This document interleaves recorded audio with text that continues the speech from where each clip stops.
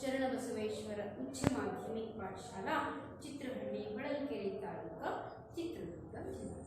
बच्चों, आज हम हिंदी वल्लरी तृतीय भाषा हिंदी 8वीं कक्षा का गद्य पाठ जो 9वां पाठ है मोबाइल का बोलबाला, इसका अभ्यास भाग हम देखते जाएंगे।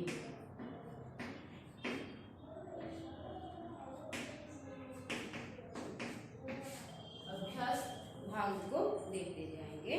तो पहले हम इस कहानी यानी रसीली कहानी हमने देखा, बहुत हंसी भी है, उसमें मजाक है, लेकिन उतना ही एक गंभीर विषय भी उसमें छुपा है, वो सभी हमने देखा है। सरल रूप से आप लोगों को मैंने समझाया था, है ना, कहानी को दोहराया था और उसके बारे में जो विशेषता है वो सभी मैंने कहा। तो आज हम देखते जाएंगे उस कहानी में आए हुए प्रश्नोत्तर भाग को। तो प्रश्न बहुत सरल है, एक वाक्य के उत्तर मैंने कहा था, तो दूसरे इसमें हम देखते जाएंगे 2 वाक्य के उत्तर। पहली अवधि में मैंने एक वाक्य के उत्तर के बारे में देखा था। तो ड्राइंग रूम में कौन यानी कोने में कौन पढ़ाता, ये सभी मैंने लिख दिया था और कहा भी है। कौन पढ़ाता? टेलीफोन। उसके बाद टेलीफोन के पास अपना मोबाइल किसने रखा था? वो शर्मा साहब ने रखा था, वो सभी कहा था। तो उसके बाद सब लोग किसे अपनी छाती से लगाए घूमते हैं? मोबाइल को। किसके मुखड़े पर धूल जमी है? टेलीफोन के मुखड़े पर। मोबाइल का अग्रज कौन है? मोबाइल का अग्रज टेलीफोन है। उसके बाद किसको देखकर दोनों चौंक गए? चिट्ठी को देखकर दोनों चौंक गए। मोबाइल पर कौन सी रिंगटोन बज उठी? ट्रिंग ट्रिंग की रिंगटोन बज उठी। ये सभी लिखकर दिखाया। तो आज अभी हम देखते जाएंगे इसमें क्या है, 2 वाक्य के उत्तर। तो टेलीफोन मन ही मन मोबाइल के बारे में क्या कहा?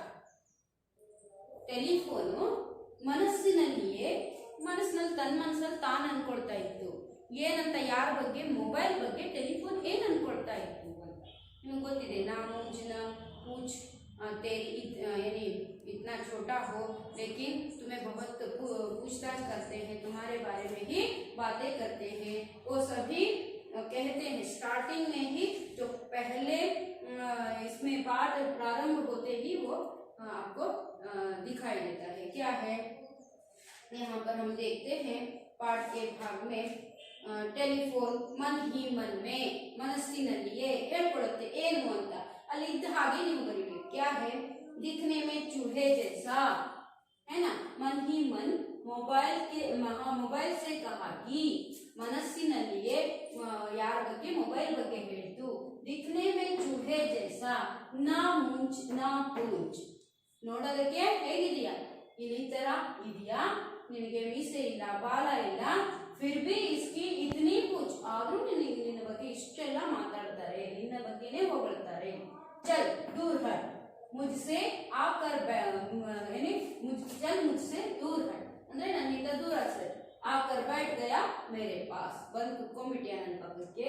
तेरी औकात ही क्या है मेरे सामने, ನನ್ನ ಎದುರುಗಡೆ ಕುತ್ಕೊಳ್ಳುವಷ್ಟು ಧೈರ್ಯನಾ ನಿನಗೆ? ಏನ್ ಯೋಗ್ಯತೆ ಇದೆ? औकात का अर्थ होता है योग्यते। क्या औकात है आपकी? यहाँ पर आकर बैठ गया ಅಂತ ಹೇಳಿ ಮನಸ್ಸಿನಲ್ಲೇ ಅನ್ಕೊಳ್ಳುತ್ತೆ ತಾನೆ, ಅದನ್ನ ನೀವು ಬರಿಬೇಕು। ಆಮೇಲೆ ಎರಡನೇದೇನಿದೆ, टेलीफोन की बातें सुनकर मोबाइल ने क्या कहा? ಹಾಗಾದ್ರೆ ಟೆಲಿಫೋನ್ ಹಾಗೆ ಹೇಳಿದ ಮೇಲೆ मोबाइल ಏನ್ ಹೇಳ್ತು ಅಂತ ಕೂಡ ಅಲ್ಲಿ ಕೊಟ್ಟಿದ್ದಾರೆ। यहाँ पर वो भी लिखा गया है, देखिए इधर। टेलीफोन की बातें सुनकर मोबाइल ने कहा, यह कहा कि क्या हुई भाई, क्या बात हुई भाई? मैंने तो तुम्हें कुछ कहा भी नहीं, तो गुस्सा क्यों हो रहे हो? मुझसे कोई गलती हो गई क्या? मैं माफी चाहता हूँ, तुम मेरे बड़े भाई हो ಅಂತ ಹೇಳಿ मोबाइल टेलीफोन को ಹೇಳುತ್ತೆ। तो कैसे देखिए ನಾವಿಲ್ಲೇನೆ ನೋಡ್ಬೋದು ಏನಂತ. क्या हुआ भाई मैंने तो तुम्हें कुछ कहा भी नहीं, ನಾನು ನಿನ್ಗೇನೂ ಕೂಡ ಹೇಳಿಲ್ಲ. तो गुस्सा क्यों कर रहे हो, ಯಾಕೆ ನನ್ನ ಮೇಲೆ ಸಿಟ್ಟು ಮಾಡ್ಕೊಂಡು ಏನೇನೋ ಹೇಳ್ತಾ ಇದೀಯಾ. तुझसे कोई गलती मुझसे कोई गलती हो गई क्या, ನನ್ನಿಂದ ಏನಾದರೂ ತಪ್ಪಾಗಿದೆಯಾ, ಆಗಿದ್ರೆ ನಾನು ಕ್ಷಮೆ ಕೇಳ್ತೀನಿ, ನೀನು ನನ್ನ ದೊಡ್ಡಣ್ಣ ಅಂತ ಮೊಬೈಲ್ ಹೇಳುತ್ತಲ್ಲ ಆ ಉತ್ತರವನ್ನ ನೀವು ಬರಿಬೇಕಾಗುತ್ತೆ. ನೆಕ್ಸ್ಟ್ ನಾವು ಮೂರನೇ ಉತ್ತರವನ್ನ ನೋಡ್ತೀವಿ. ಅದರಲ್ಲಿ ಏನಿದೆ ಅಂತ ಹೇಳಿದ್ರೆ ಪ್ರಶ್ನೆಯನ್ನ ನೋಡಿದಾಗ पर्दे के पीछे से चिट्टी ने क्या कहा, ಪರದೆಯ ಹಿಂದಿನಿಂದ ಚಿಟ್ಟಿ ತನ್ನ ಮಾತನ್ನ ಪ್ರಾರಂಭಿಸುತ್ತಲ್ಲ ಅದು ಏನ್ ಹೇಳ್ತು ಅಂತ ಕೇಳಿದೆ. ನಾವಿಲ್ಲಿ ನೋಡಬಹುದು ಚಿಟ್ಟಿ ಮಾತಾಡೋ ಪ್ರಾರಂಭ ಆಗ್ತಿದ್ದ ಹಾಗೆ ಅದನ್ನೇ ನಾವು ಬರಿಬೇಕಾಗುತ್ತೆ. ಏನಂತ, ಪರ್ದೆಗೆ ಪೀಚೆ ಸೆ ಅಂತ ಕೊಟ್ಟಿದ್ದಾರೆ ಅವರೇ. ಮೇರೆ ಪ್ಯಾರೆ ದೋಸ್ತ್,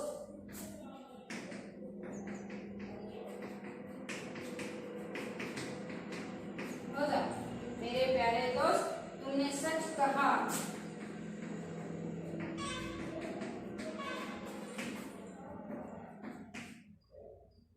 समय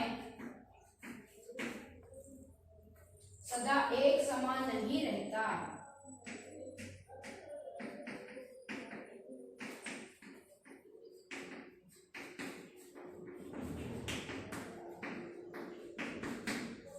नहीं रहता ಅಂತ ಹೇಳಿ ಯಾರು, ಚಿಟ್ಟಿ. ಅದನ್ನ ನೀವು ಬರಿಬೇಕಾಗುತ್ತೆ. ತದನಂತರ ನೆಕ್ಸ್ಟ್ ಪ್ರಶ್ನೆಗೆ ನಾವು ಹೋಗೋದಾದ್ರೆ ಚಿಟ್ಟಿನೇ ಮುಸ್ಕುರಾತೆ ಹುए क्या कहा, ಅದು ಮುಗುಳ್ನಗುತ್ತ, ಮುಸ್ಕುರಾನ ಅಂತ ಹೇಳಿದ್ರೆ ಮುಗುಳ್ನಗು, ಹಾಗಾದ್ರೆ ನಗ್ತಾ ಏನ್ ಹೇಳ್ತು ಅಂತ ನಾಲ್ಕನೇ ಉತ್ತರ ನಾವು ನೋಡ್ಬೇಕಾದ್ರೆ ಕೊನೆಗೆ ಕೊಟ್ಟಿದ್ದಾರೆ ಮುಸ್ಕುರಾತೆ ಹುए, ಪಾಠದ ಕೊನೆಯಲ್ಲಿ ಸಿಗುತ್ತೆ ನಿಮಗೆ 67ನೇ ಪೇಜಲ್ಲಿ ಮುಸ್ಕುರಾತೆ हुए. इसलिए मैं तो यही कहती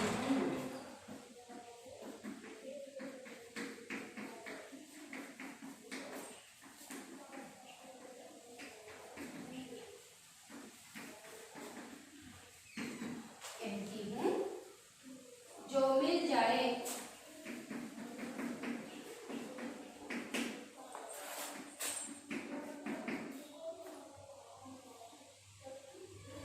जितना मिल जाए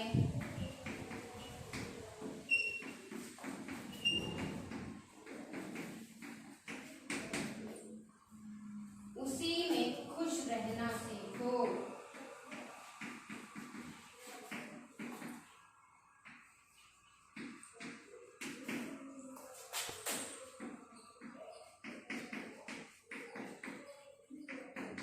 ಹೌದಾ. ಆ ತರ ಹೇಳುತ್ತೆ. ಏನಂತ ಹೇಳುತ್ತೆ, ಚಿಟ್ಟಿ ನಗು ನಗುತ್ತಾ ಮೇರೆ ಪ್ಯಾರೆ ದೋಸ್ತ್, ನನ್ನ ಪ್ರೀತಿಯ ಮಿತ್ರ, ತುಮ್ನೆ ಸಚ್ ಕಹಾ, ನೀನು ಸತ್ಯವನ್ನೇ ಹೇಳಿದೆ, ಸಮಯ ಸದಾ ಏಕ್ ಸಮಾನ್ ನಹೀ रहता, ಸಮಯ ಒಂದೇ ತರ ಇರೋದಿಲ್ಲ, इसलिए मैं तो यही कहती हूँ, ನಾನು ಅದಕ್ಕೆ ಇದನ್ನು ಹೇಳೋದು ಏನಪ್ಪಾ ಅಂತ ಹೇಳಿದ್ರೆ जो मिल जाए, ಏನೇ ಸಿಗಲಿ, जितना मिल जाए, ಎಷ್ಟೇ ಸಿಗಲಿ, उसी में ಖುಷಿ से रहना चाहिए, ಇದಿದ್ರಲ್ಲೇ ತೃಪ್ತಿ ಪಟ್ಕೊಂಡು ಬದುಕಬೇಕು ಅನ್ನೋದನ್ನ ನಗುತ್ತಾ ಪತ್ರ ನಮಗೆ ಅಂದ್ರೆ ಮೊಬೈಲ್ ಮತ್ತು ಟೆಲಿಫೋನ್ ಹತ್ರ ಹೇಳುತ್ತೆ. ಆ ವಿಷಯವನ್ನ ನೀವು 2-3 ವಾಕ್ಯದಲ್ಲಿ ಬರೀಬೇಕಾಗುತ್ತೆ. उसके बाद नेक्स्ट में हम देखते जाएंगे अन्य वचन रूप लिखिए. इसको पूछती हूँ, आप ठीक से घर में बैठकर एक बार देखकर उसके बाद समझकर ठीक से लिखना होगा.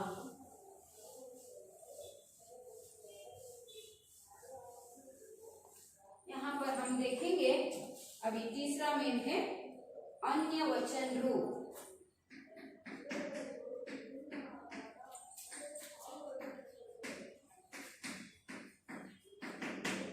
तो अन्य वचन रूप में हम देखेंगे गलती.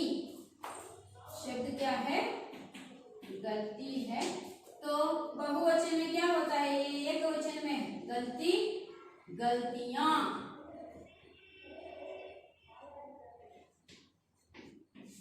है ना, यहाँ पर दीर्घ हो गया, यहाँ आने के बाद ह्रस्व हो जाता है। वो प्रश्न पत्रिका में भी दिया हुआ होता है। तब आप क्या करते हैं, 4 ऑप्शन दिए होते हैं, गलतियां और गलतियां, इस प्रकार भी दिया हुआ होता है। आप क्या करते हैं, दोनों एक ही जैसा है समझकर इसको लिख देते हैं, ये गलत है तो हम उच्चारण करते समय गलतियां, यहाँ पर गलतियां है ना, ह्रस्व में उच्चारण कर सकते हैं, करते हैं, इसीलिए इस पद को ही ढूंढकर आप ऑप्शंस दिए होते हैं उसमें भी ढूंढकर लिखना होगा। बात जो क्या है, बातें है ना। तो उसके बाद चिट्ठी, ये क्या होता है, ऐसे ही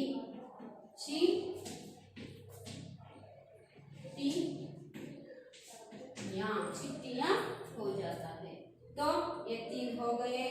हम चौथे में इनको देखेंगे, उसमें है अन्य लिंग रूप लिखिए। स्त्रीलिंग में है तो पुल्लिंग में लिखना है, पुल्लिंग में है तो स्त्रीलिंग रूप में लिखना होगा। यहाँ पर क्या है, भाई, यह पुल्लिंग है तो हम स्त्रीलिंग में क्या कहते हैं, बहन है ना। उसके बाद बूढ़ा, बूढ़ी,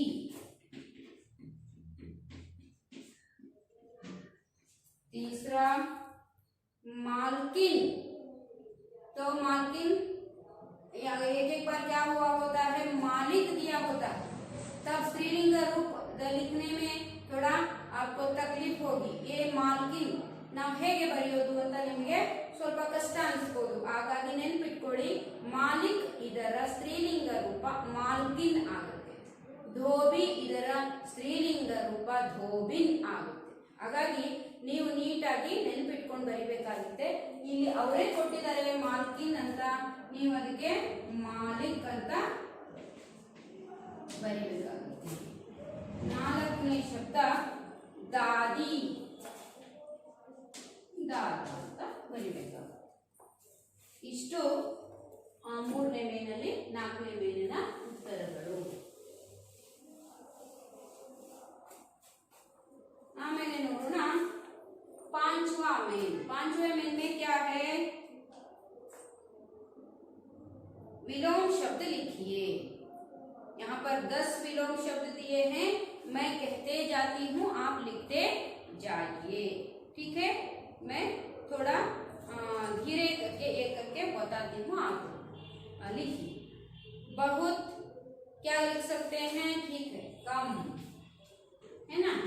उसके बाद पास, दूर, उसके बाद बड़ा, छोटा है ना। उसके बाद सुंदर, कुरूप, उसके बाद अग्रज, अनुज, अनुज ಅಂದ್ರೆ ತಮ್ಮ, ಅಗ್ರಜ ಅಂದ್ರೆ ಅಣ್ಣ।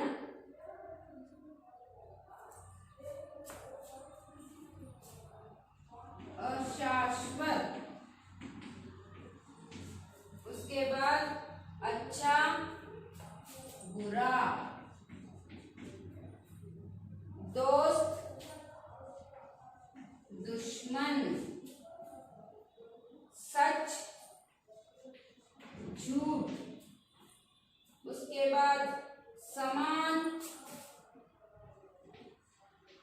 असमान, अंदर, बाहर, हो गया ना, सरल। इसको भी लिखना होगा, कम, दूर, छोटा, कुरूप, अनुज, शाश्वत, इस प्रकार लिखते जाइए।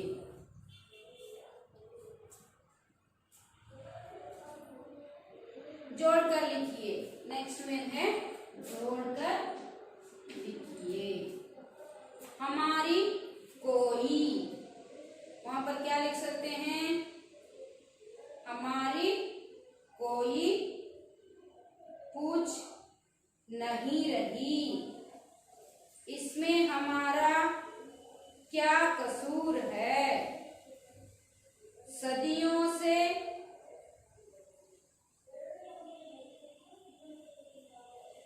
तुम्हारा ही राज था, एक ना एक दिन यह होना ही था, बात तुम्हारी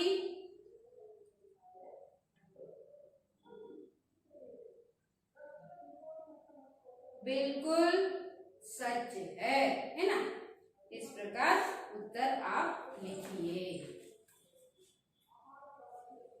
नेक्स्ट है शब्द, शुद्ध शब्द पर ಗೋಲಾ लगाइए ಅಂತ ಕೊಟ್ಟಿದ್ದಾರೆ। ಶುದ್ಧವಾದ ಶಬ್ದದ ಮೇಲೆ ಸರಿಯಾಗಿ ಬರೆದಿರುವಂತ ಶಬ್ದದ ಮೇಲೆ ನೀವು ಸರ್ಕಲ್ ಅನ್ನ ಹಾಕಬೇಕು। ಗೋಲಾ लगाइए ಅಂತ ಕೊಟ್ಟಿದ್ದಾರೆ। ಅಲ್ಲಿ ಕೊಟ್ಟಿದ್ದಾರೆ ನೋಡಿ, ಟೆಲಿಫೋನ್, ಟೆಲಿಫೋನ್, ಟೆಲಿಫೋನ್ ಅಂತ ಕೊಟ್ಟಿದ್ದಾರೆ। ಹಾಗೇನೆ ನೀವು ಬರಿಬೇಕು, ಗುಸ್ಸಾ, ಗುಸ್ಸಾ, ಗುಸ್ಸಾ, ಗುಸ್ಸಾ ಅದನ್ನ ನೀವು ಎರಡನೇದಕ್ಕೆ ಮಾರ್ಕ್ ಮಾಡಬೇಕು। ನೆಕ್ಸ್ಟ್ ನೋಡಿ, ಮೊಬೈಲ್, ಮೊಬೈಲ್, ಮೊಬೈಲ್, ಮೊಬೈಲ್ಗೆ ಮೂರನೇದಕ್ಕೆ ನೀವು ಸರ್ಕಲ್ ಹಾಕಬೇಕು। ನಾರಾಜ್, ನಾರಜ್, ನರಾಜ್, ನಾರಾಜ್ ಮೊದಲಿನದಕ್ಕೆ ನೀವು ಸರ್ಕಲ್ ಹಾಕಬೇಕು। ಉಪದೇಶ್, ಉಪದೇಶ್, ಉಪದೇಶ್, ಉಪಾದೇಶ್, ಉಪದೇಶ್ ಏನಂತಾರೆ? ಉಪದೇಶ್, ಹೌದಾ? ಉಪದೇಶ, ಉಪಾದೇಶ್, ಉಪದೇಶ್। ಹಾಗಾದ್ರೆ ಉಪದೇಶ್ ಅನ್ನೋದಕ್ಕೆ ನೀವು ಮೂರನೇದಕ್ಕೆ ಸರ್ಕಲ್ ಅನ್ನ ಹಾಕಬೇಕು। ಎಂಟನೇ ಮೇನು ನಾವು ನೋಡ್ತಾ ಹೋಗೋದಾದ್ರೆ, ಸಹಿ ಶಬ್ದ ಚುನ್ಕರ್ ಖಾಲಿ ಜಗಹ ಭರಿಯೇ ಅಂತ ಇದೆ। ಏನು? ಸಹಿ ಶಬ್ದ ಚುನ್ಕರ್, ಸರಿಯಾದ ಶಬ್ದವನ್ನ ಆರಿಸಿ ಖಾಲಿ ಜಗಹ ಭರಿಯೇ ಅಲ್ಲೇ ಕೊಟ್ಟಿದ್ದಾರೆ। ನಾವೇನ್ ಮಾಡಬೇಕು? उनको चुनकर इस खाली जगह पर लिखना है। तो हम लिखेंगे, सदियों से उसका एक छत्र राज था। निवली राज अन्नोदನ್ನ ತುಂಬಬೇಕು। चारों ओर तुम्हारी ही धूम मची हुई है। नेक्स्ट ಏನ್ ಮಾಡಬೇಕು? धूम ಅಂತ ಬರೀಬೇಕು। ಮೂರನೇದು ಏನ್ ಮಾಡಬೇಕು? ಎಷ್ಟನೇ ಮೇನು? ಎಂಟನೇ ಮೇನು। ಹಾಗಿದ್ರೆ ನಾವಿಲ್ಲಿ याद रखना, समय सदा एक सा नहीं रहता। ಒಂದೇ ಥರ ಅಂತ, एक सा नहीं रहता। सब तुम पर ही गिटर पिटर कर रहे हैं। ಹಾಗಾದ್ರೆ ಗಿಟರ್ ಪಿಟರ್ ಅಂತ ಉತ್ತರವನ್ನ ಬರೀ। ಹಾಗೇನೆ ಒಂಬತ್ತನೇ ಮೇಲೆ ನೋಡೋದಾದ್ರೆ, ಕನ್ನಡ या अंग्रेजी में अनुवाद कीजिए। ಚೆನ್ನಾಗಿದೆ ಅಲ್ಲ? ಎಸ್, ಹಾಗಿದ್ರೆ ಅದನ್ನು ಕೂಡ ನಾವು ಅನುವಾದವನ್ನ ಮಾಡೋಣ। ಹೇಗೆ ನೋಡಿ, ಏನಿದೆ ಇಲ್ಲಿ? मुझसे कोई गलती हो गई क्या? ಮಾಡ್ತೀರಾ? ಏನು? ಮುझसे ನನ್ನಿಂದ ಏನಾದರೂ ತಪ್ಪಾಗಿದೆಯಾ ಅಂತ, ನನ್ನಿಂದ ಏನಾದರೂ ತಪ್ಪಾಗಿದೆಯಾ ಅಂತ ಬರೆಯಬೇಕು। ಎರಡು, अपनी आवाज सुने महीनों बीत जाते हैं। ನಿನ್ನ ಧ್ವನಿಯನ್ನ ಕೇಳಿ ತಿಂಗಳುಗಳು ಕಳೆಯುತ್ತವೆ।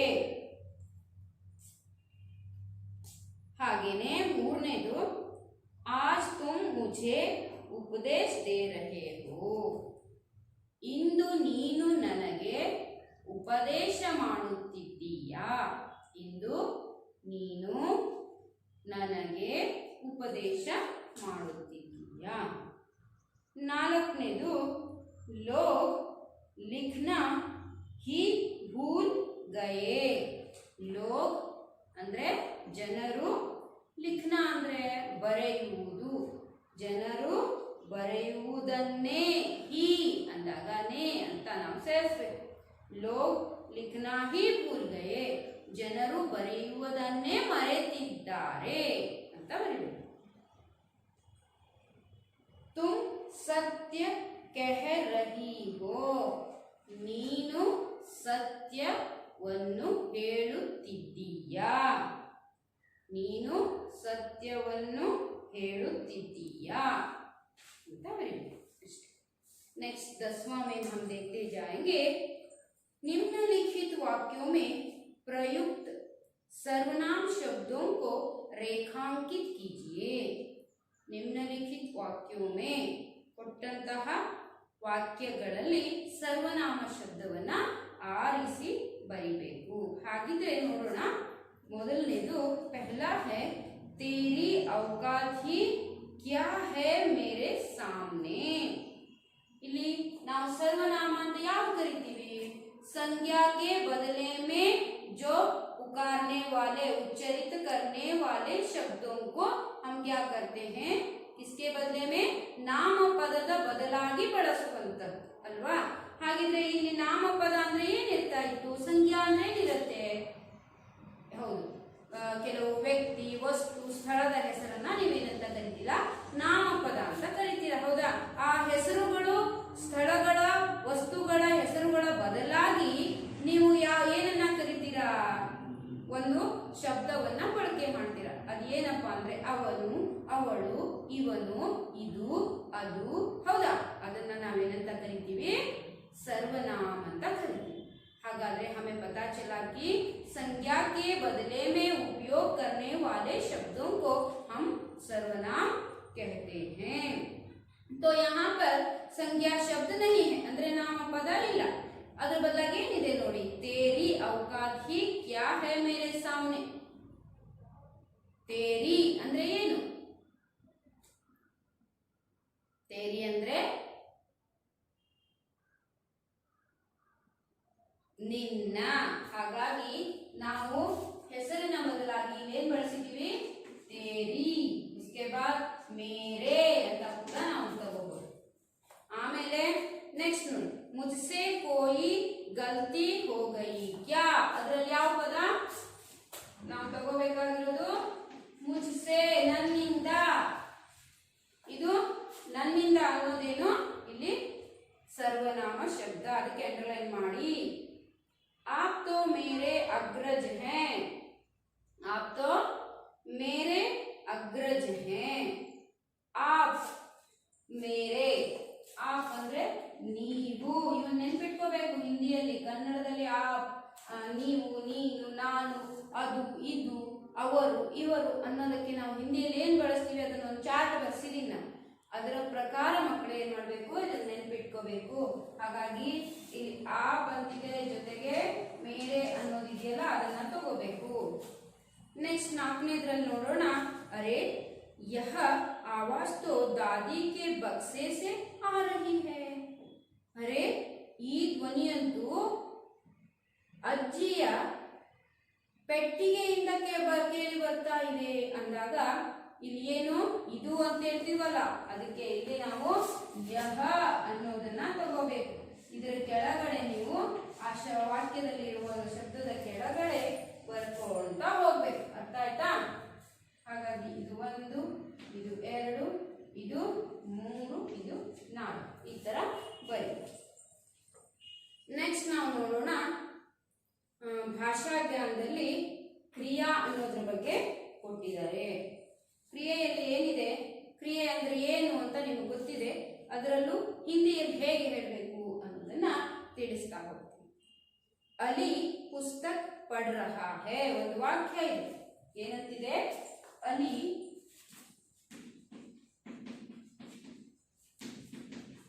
ಪುಸ್ತಕ್ ಪढ़ रहा है. ಹಾಗಾದ್ರೆ ಅಲಿ ಅನ್ನೋದೇನು? ನಾಮಪದ, ಹೌದಾ? ಪುಸ್ತಕನು ಸಹ. ಇಲ್ಲಿ ನಾವು ಪढ़ ಅನ್ನೋದನ್ನ ಏನಂತ ಹೇಳ್ಬೋದು?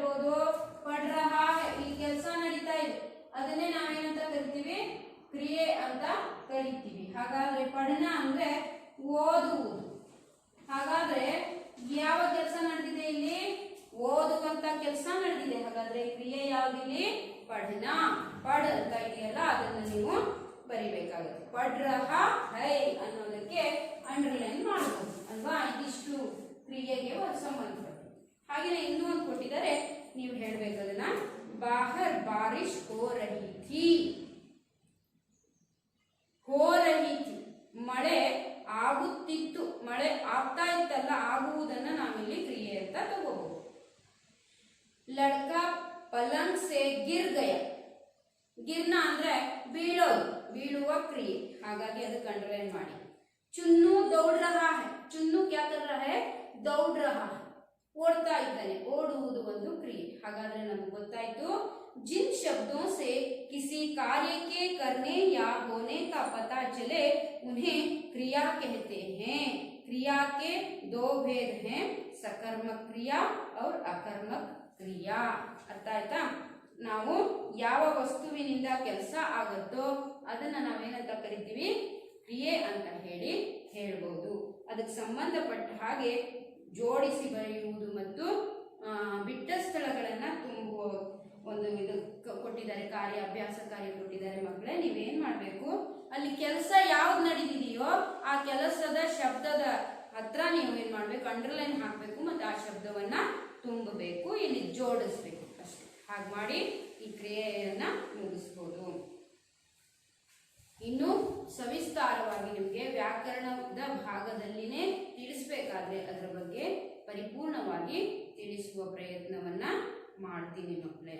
ಇಲ್ಲಿವರೆಗೆ हम अभी 8वीं कक्षा के जो मोबाइल का बोलबाला गद्य पाठ के अभ्यास भाग को संक्षिप्त रूप में, सरल रूप में आप लोगों को मैंने समझाया है. आप भी समझ चुके हैं.